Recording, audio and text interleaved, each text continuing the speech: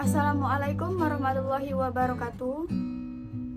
Saya Cantika Nur Rahim dengan NIM F10812111027. Pada kesempatan kali ini saya akan menjelaskan materi yang terdapat pada mata kuliah Bimbingan di Sekolah Dasar dan Anak Berkebutuhan Khusus, tepatnya pada CP ke-14 tentang kesulitan belajar.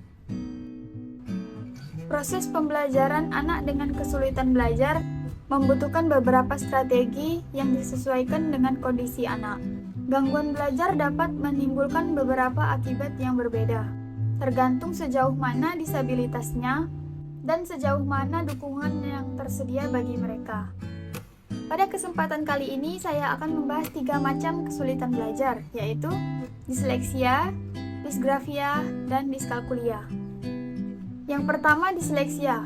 Menderita disleksia berarti memiliki kesulitan yang berhubungan dengan kata atau simbol-simbol tulis atau kesulitan membaca. Istilah disleksia banyak digunakan dalam dunia kedokteran dan dikaitkan dengan adanya gangguan dari fungsi neurofisiologis.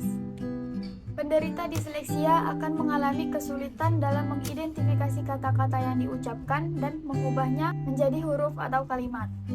Tidak hanya mengalami kesulitan membaca, mereka juga mengalami hambatan mengeja, menulis, dan beberapa aspek bahasa yang lain. Meski demikian, anak-anak penyandang disleksia memiliki tingkat kecerdasan normal atau bahkan di atas rata-rata. Dengan penanganan yang khusus, hambatan yang mereka alami bisa diminimalkan. Cortella dan Horowitz menyebutkan karakteristik umum disleksia meliputi kesulitan dengan kesadaran fonemik, yaitu kemampuan untuk memperhatikan, memikirkan, dan bekerja dengan suara individu dalam kata-kata, pemrosesan fonologis atau mendeteksi dan membedakan perbedaan fonem atau suara ucapan. Karakteristik lainnya yaitu kesulitan dengan kata decoding, kelancaran membaca, intonasi membaca, ejaan, kosakata, pemahaman, dan ekspresi dalam membaca.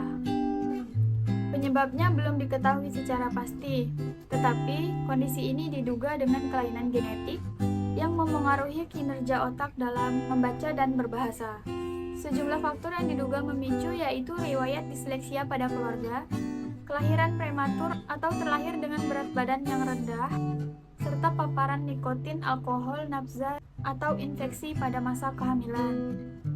Terdapat 2 macam disleksia. Yang pertama, developmental disleksia yang merupakan bawaan sejak lahir karena faktor genetik, dan yang kedua, acquired disleksia didapat karena gangguan atau perubahan cara otak kiri membaca.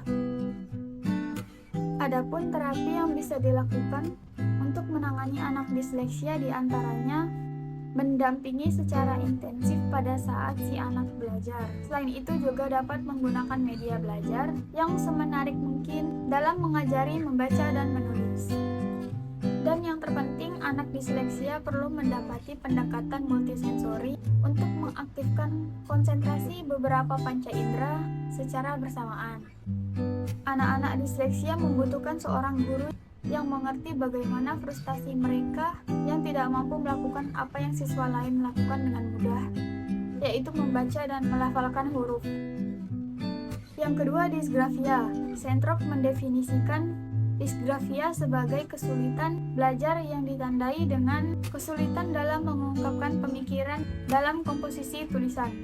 Disgrafia adalah kelainan neurologis yang mengganggu proses penulisan.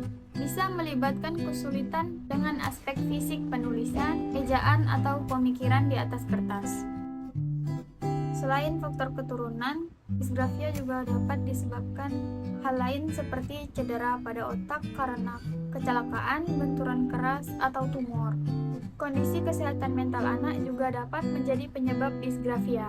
Anak yang mengalami ADHD, ADD, autism, atau disleksia dapat mengalami disgrafia juga. Pada anak disgrafia, dokter dapat melakukan terapi okupasi dan latihan mengasah keterampilan motorik halus pada tangan seperti meramas, finger painting, mencoret-coret bebas, dan menggambar bentuk-bentuk sederhana.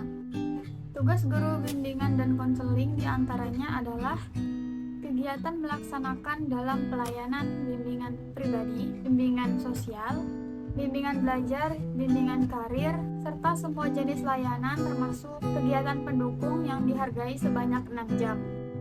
Yang ketiga, diskalkulia. Menurut Diagnostic and Statistical Manual of Mental Disorder menyatakan bahwa gangguan matematika adalah salah satu gangguan belajar. Ketidakmampuan belajar yang memengaruhi anak dalam melakukan perhitungan aritmatika, dalam memahami matematika, konsepnya, dan angka. Gangguan matematika dikelompokkan menjadi 4 keterampilan, yaitu keterampilan linguistik, keterampilan perseptual, keterampilan matematika, dan keterampilan atensional. Terapi diskalkulia harus berdasarkan tingkat kesulitan atau defisit yang sesuai dengan usianya. Buat pelajaran matematika menjadi sesuatu yang menarik. Lakukan latihan secara teratur dengan cara mengubah pembelajaran supaya memori bisa kembali hidup. Misalnya menggunakan warna dalam melambangkan angka. Peran bimbingan konseling yang pertama, pelaksanaan pembelajaran yang dilakukan guru. Yang kedua, memberikan latihan-latihan untuk meningkatkan keterampilan belajar. Dan yang ketiga, pengembangan sikap dan kebiasaan yang baik. Sekian materi yang dapat saya sampaikan, kurang dan lebihnya mohon dimaafkan. Wassalamualaikum warahmatullahi wabarakatuh.